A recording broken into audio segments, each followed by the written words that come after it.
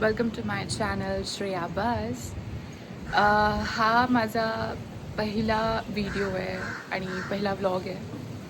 मी ह्याच्यापूर्वी कधीही व्लॉगिंग असं कधी ट्राय नाही केलं. सो मी असं विचार केला की लेट्स ट्राय इट, कारण फारच ट्रेंडिंग आहे व्लॉग आणि मी म्हटलं let's give it a try.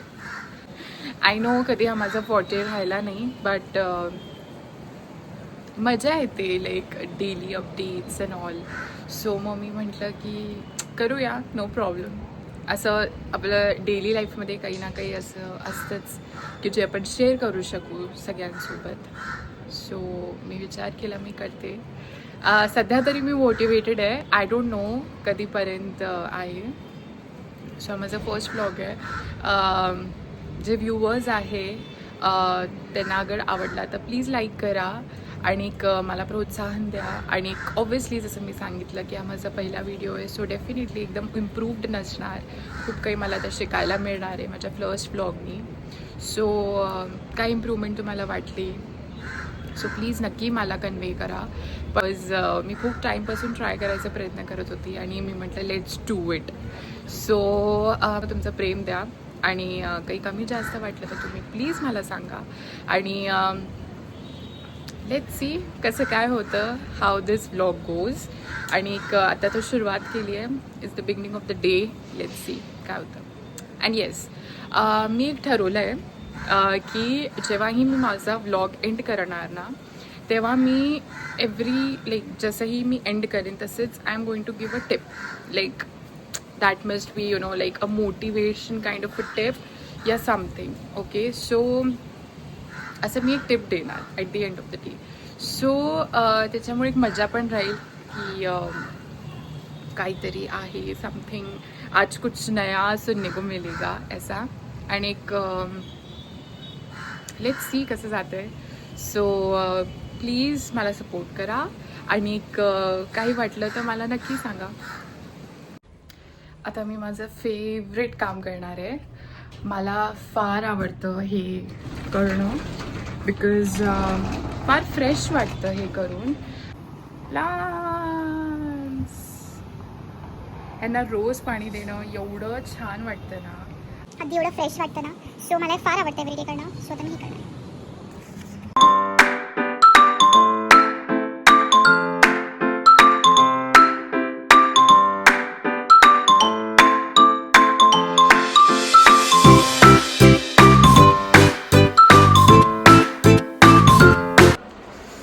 आता आय एम थिंकिंग की मी काय बनवू. आय हॅव पालक. सो मी आज विचार करते की मी पालक पराठे करते. आता जे पालक असतं ना, सो त्याला मी चॉप केलं खालून आणि त्याला गरम पाण्यात असं उकळून. बघा मी ह्याला ड्रेन करून घेतलं आहे आणि आता ह्याला आहे ना आपण मिक्सी करून घेऊ. आणि मी सोबत आहे ना लसूण, मिरची आणि अद्रक घेतली आहे. सो मी हे ह्याच्यासोबत प्युरी करून टोमॅटोची भाजी करते. आणि मी आता त्याला चॉप करून घेतलं आहे आणि टोमॅटो प्लस कांदा करून एक भाजी करते. टोमॅटो चॉप करून घेतले आणि हे कढईमध्ये मी करून घेतले आणि नाव आहे मेक टोमॅटो भाजी.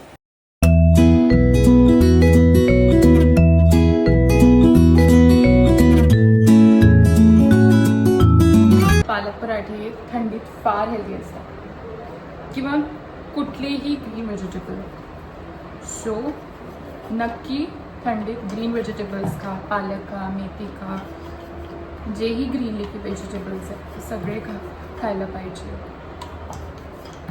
जेव्हा लहान होतो तेव्हा आई बाबा सांगायचे तर आपल्याला कळायचं नाही, पण जसं जसं आता आपण मोठे होत गेलो आहे तसं आपल्याला कळायला लागतं की जे घरातल्या जेवणामध्ये सत्व आहे ते बाहेरचे नाही आहे. घरातल्या जेवणामध्ये सत्व आहे ते बाहेरच्या नाही आहे. लास्ट गोळा.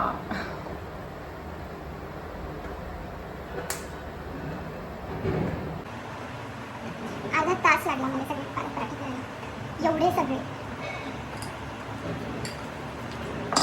आता तुम्हाला मोजून दाखवते किती झाले. मला तुम्हाला दाखवायचं बघा किती गोल शेप आहे, किती गोल. बरं वाटतं असं बोलतो. चला माझं झालं आहे आजचं पालक पराठीचं सेगमेंट संपला. सो फायनली हा माझा लास्ट पराठा झालेला आहे आणि आता मी तुम्हाला मोजून दाखवणार की किती पराठे झाले. कारण मी भरपूर केलं आणि मला ॲटलिस्ट अर्धा तास तरी लागलाय केरणात. सो बघूया किती झाले. 16 पराठे झाले. 16. 3 पालकचे पराठे केले. तर माझे पालक पराठे रेडी आहेत. जसं की मी तुम्हाला सांगितलं 16 झाले आणि मी टोमॅटोची चटणी केली. आता मी माझ्या नवऱ्याचं ताट लावलं आहे आणि ह्याच्यात आहे कापं, बनानाची कापं आहे, चटणी केलेली आणि त्याला थोडंसं दही लागतं आणि शेंगदाण्याची चटणी, आमटी आणि हे मी केलेले पालकचे पराठे. आय होप त्याला आवडेल.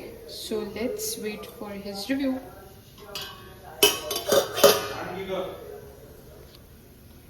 केवढी घाई रे. लावू तरी दे तुझं ताट.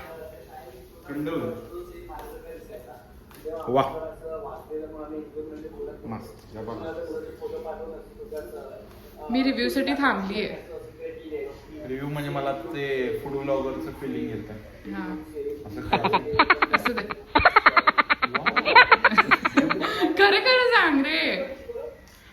पहिले पालक पराठे टेस्ट कर. कापं तर तूच केली आहे. काजू मसाला मी केला.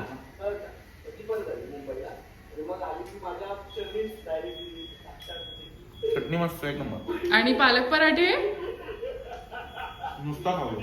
हा नुसता खा. चटणी सोबत